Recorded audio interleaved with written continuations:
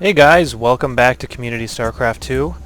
I'm your host Sidewinder, and today's set of games is going to be from IEM New York, which actually took place at the same time as MLG Orlando, so it's kind of buried underneath the tournament scene right now since they chose to face it up against basically the biggest Starcraft event we have here in the US. But nevertheless, these are replays from IEM New York, and I thought I would just help get a little bit of exposure out there for the event, so that people can get tuned into those VODs or replays or whatever they might want on there. So what we're going to see here, actually I just noticed what's going on. This is going to be FnaticMSI'TT1. He's the pink Protoss in the bottom left of Tal'Darim Altar. And 6 pooling here is MVP'sDongRaeGu. So yeah, I just noticed that DongRaeGu was at 5 supply there just a second ago. So here comes a 6 pull coming down out of DongRaeGu, which can really abuse these Forge expands. We'll see if TT1 is able to handle this correctly. So yeah, TT1 is actually going to have the luxury of scouting DongRaeGu first, so his reaction should be solid enough so that he does not die from this. So TT1 is now going to get in here. He now does see the pull, and it is finishing up, so he's got to just be like, oh no, I really need to find a way to get myself out of this one. And the best thing that he can do is just drop a Forge and then drop a pylon here back at his main somewhere. You could even put it right there, but the point is to put a cannon in your main mineral line and just kind of sack your front door, since you just won't be able to get stuff up in time to hold this off. So here come the Zerglings off of the 6 pool. DongRaeGu's at 11 out of 10 supply, rallying 2 more Zerglings along with all of this. Here's the pylon here at TT1's main, so that he's just going to sack this next, or rather, not the Nexus, sack the pylon and the Forge, so that he can just get a cannon up and protect himself and then go from there. So here come the Zerglings. He needs to drop a cannon right now. He does have the minerals, and there it goes. So it drops in his main mineral line. Once this cannon finishes, he should really not have any trouble with these Zerglings, even though he will lose these buildings. So after this, you really want to get a gateway started here at the back of your base, and then a Cybernetics core, and just expand off of some gateway units. But the cannon is almost up. He's going to have to probe micro just a little bit, or just try to buy as much time as he possibly can. The Zerglings cannot afford to just get choked, and he tried to get a building up there, but he couldn't. TT1 is doing very well holding this off with 0, well, I guess 1 probe loss because he lost his scouting probe. But after this is where the game starts to get a little bit weird. Gateway coming up here for TT1, and DongRaeGu has the luxury of deciding whether he wants to expand or what after this, considering he knows that TT1 is going to be in his base for quite a long time after this. TT1 is now supply blocked. He's dropping a second pylon here to power this cannon, which is really smart. Eventually he's going to want to get some scouts out there and see if DongRaeGu is going to keep the pressure up or if he's going to go for an expansion. But DongRaeGu is starting a Queen and a Gas back at home, probably just to grab Zergling speed. Yeah, so here come the Zerglings still poking around here at TT1's base. Going to try to get some buildings from behind here, but TT1 has really good building placement. Those Zerglings should not be able to hit this gateway from the back. At least some of them can. But TT1 can kind of improvise here and make the best out of what's going on. This gateway's taking a lot of damage though, so he's going to have to pull a couple of probes off of the line. This gateway's about halfway dead. He is trying to chrono out 1 Zealot, and there's a couple of probes here trying to work on these Zerglings the best they possibly can. He will at least get 1 Zealot out. He's probably going to have to just cancel the second one, or no, he actually does save the gateway with that 1 Zealot. So very narrow fighting corridors here. Here comes the hatchery out of DongRaeGu at his natural, as we can see, and continuing to just put out drones. So you can see that 6 pulls are not necessarily all in against Protoss if you get him in the right situation. The Zealot cannot afford to get surrounded here, but he kind of does, but he does have the help of a cannon, so TT1 is actually managing this quite well. Now putting out a Stalker, he's starting his Warp Gate research. You do want to drop a couple of extra gateways here so you can put on a little bit of counter pressure and make them not be able to just freely drone up. But instead, it looks like he wants to go Nexus, and the Zerglings are going to see this, so there's a lot of different directions you can go off of this. If TT1 keeps this, I don't really like that play very much, but the Zerglings are still chasing around probes. The 2 Zealots are just going to leave the base and let the Stalker clean up the rest of these Zerglings, while the Zealots go to DongRaeGu's base. So he's just going to put on a little bit of pressure with these initial few units that he has out. These 2 Zerglings are doomed to die eventually, since the Stalker will be able to catch up to him, and speed is not going to finish in time. Here comes 12 more Zerglings. TT1 should know this kind of reaction is going to come, so he shouldn't overcommit with these Zealots if he can help it, but he may wind up just losing these Zealots for free, essentially. Here come the 2 Zealots pressing up here. DongRaeGu pressing out just a little early, but he's going to get one of these Zealots. Yep, down goes 1. The Stalker's now out as well. The speed is about to finish so that he can really clean up these Protoss units quite easily. He does manage to save one of his Zealots, and the Stalker is still on the field, and he does wisely go home now.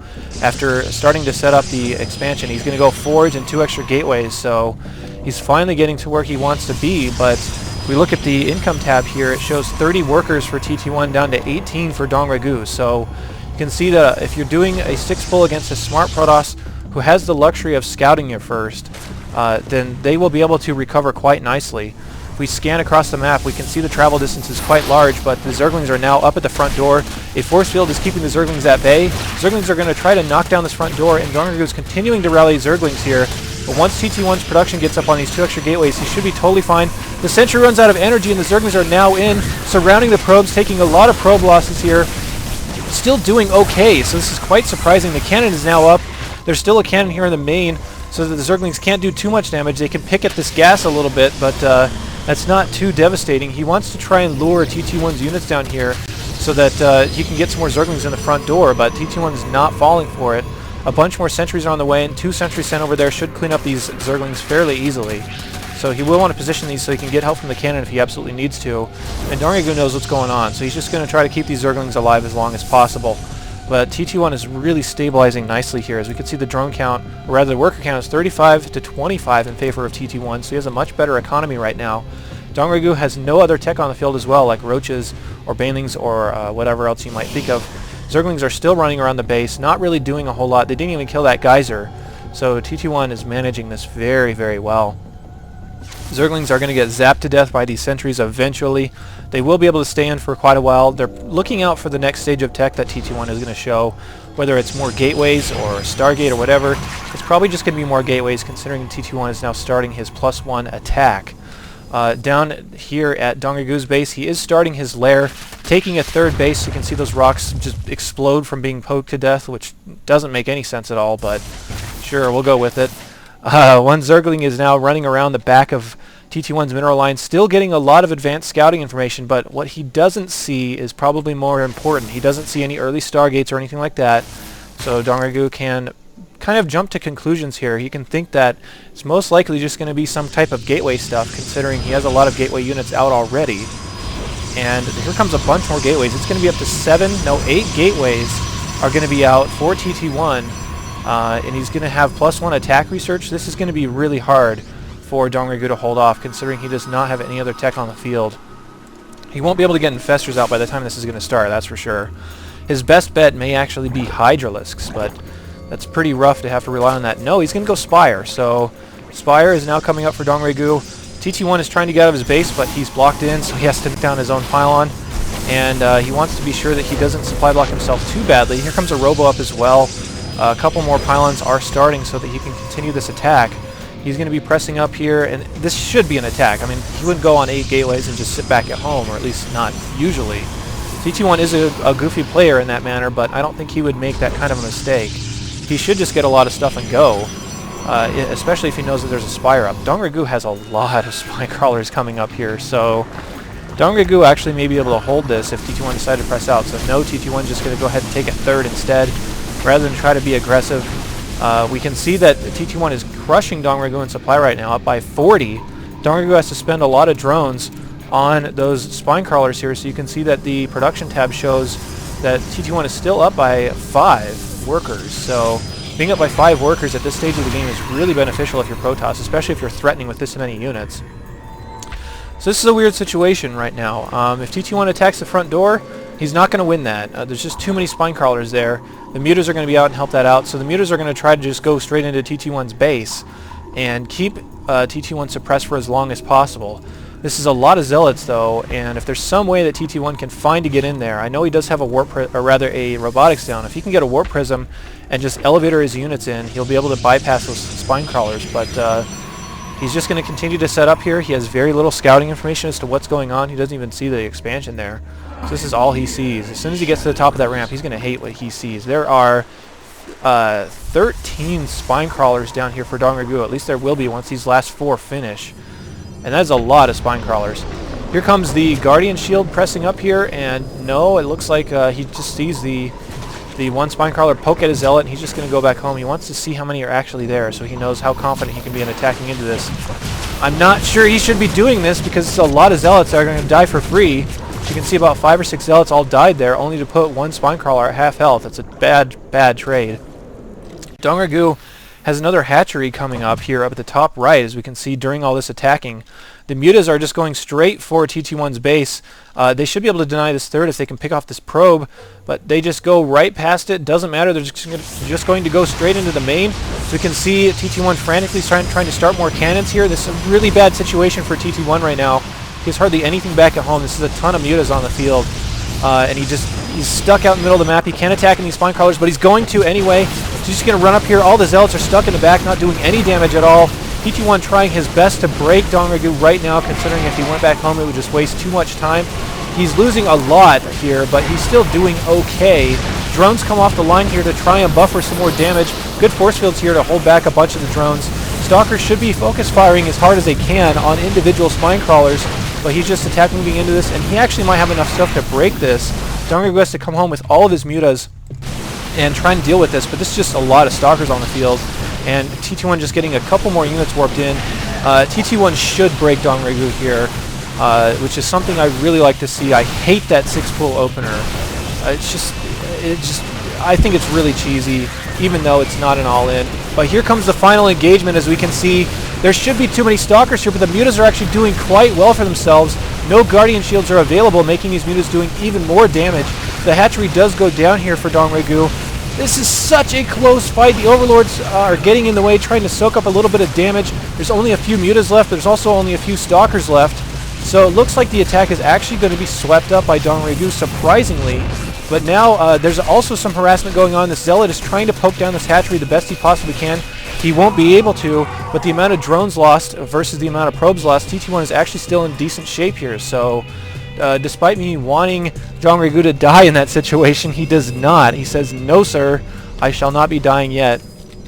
Here's a bunch of stray overlords rallied over here. These are free overlord kills for TT1. They're not going to supply block DongRaeGu though, so no big deal on DongRaeGu's part. Just a little bit of a mistake.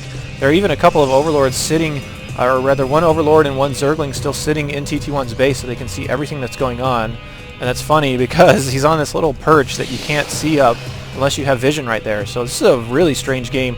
TT1 sensing the mutal harass coming back here, rallying some stalkers to the back of his base. Very smart. A bunch more zerglings are rallied over here. They're looking around for some more proxy pylons here. This one zealot is trying his best to get that hatchery down, but he's just not going to be able to as the drones come out and punch him to death. The zerglings are late to rally, and the drones say, "Don't worry guys, we got it taken care of. You guys can go back on break or whatever you were doing before when we really needed you." Here come the muta harass into the natural expansion of TT1. He's losing a lot of probes here. He really needs to pull these out of there. I don't know why he is not reacting at all. Stalkers are showing no reaction at all either. He was probably worried a little more about killing some drones over here, but in the meantime he lost his entire economy. Yeah, so DongRaeGu getting a really fortunate break there. If we look at the income tab, it shows DongRaeGu is ahead now by 8 workers. There's a lot of stalkers here getting pinned up against the wall by a bunch of zerglings, so TT1 is really falling apart in a game that I thought he had won, but DongRaeGu's mutas and control and everything has been spectacular. DongRaeGu is going to come in here and focus down a few pylons the best it possibly can to unpower these gateways, but there are several pylons there. 2 gateways do get unpowered by that going down. All the mutas are still flying around, as we can see them right here, just going around, seeing what they could possibly do, keeping TT1 in his base more importantly. It looks like DongRaeGu finally found that proxy pylon and is going to be reestablishing his natural expansion. This is such a goofy game. TT1 is now going Dark Shrine in addition to Blink, so he's going to get Blink to deal with those mutas and Dark Shrine to deal with, or rather, maybe even just to morph Archons, just to deal with these mutas and zerglings the best he possibly can.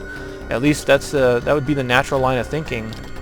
In terms of income, DongRaeGu still holds a 6-worker lead, so this is still a close game. Very, very weird game.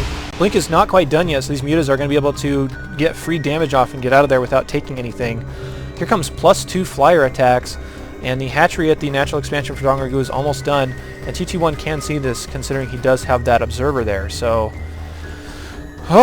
this game is exhausting so far. Here comes the mutas back in, denying this one cannon, killing a few probes. He's going to get out without losing any mutas to my knowledge. So another very good harassment there. Here comes 3 overseers. out of DongRaeGu. I think he saw that Dark Shrine, which would prompt him to put that up, and did TT1 just cancel that Dark Shrine? Yeah, he actually did, so let the game get weirder, why don't we?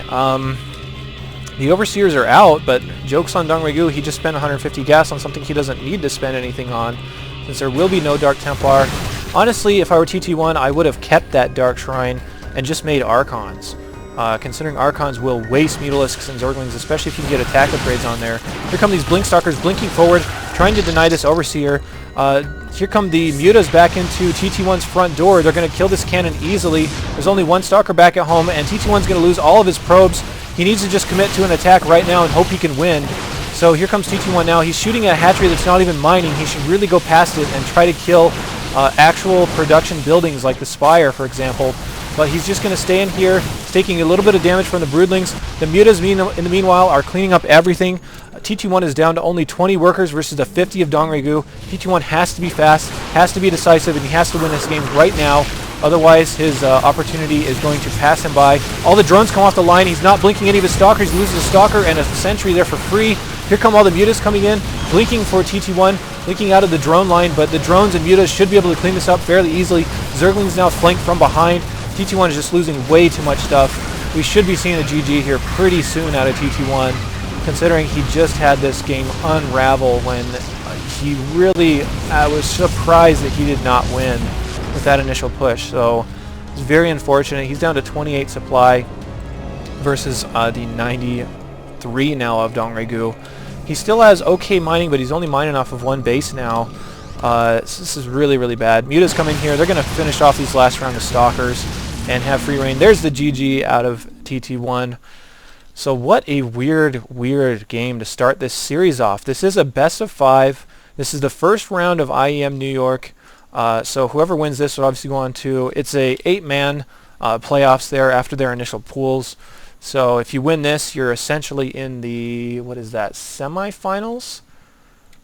Yeah, that sounds right. So yeah, if you win this round, you go to the semifinals. You can catch all the VODs on IEM's site. If you just look up IEM New York, you should be able to find all that information. But yes, I will be bringing you the remainder of this series, which is a 5-game series, or rather best of 5. So it may go anywhere from 3 to 5. First person win 3 essentially, but I will jump into the next game, which is game 2. We'll see if it's as weird as game 1, and I feel like I should explain myself regarding the 6-pool stuff. 6-pool openers just straight into Zerglings I think are really lame.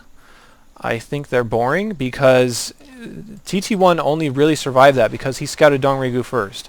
If DongRaeGu had spawned here and TT1 didn't scout him, TT1 might just outright die to that, or lose a lot of probes to it in a situation where he's just relying on the map being so huge and being able to abuse the fact that there's a good chance that TT1 won't scout him first to do a lot of damage. I think that's really lame, and I think that's a poor way to play. It's boring to watch.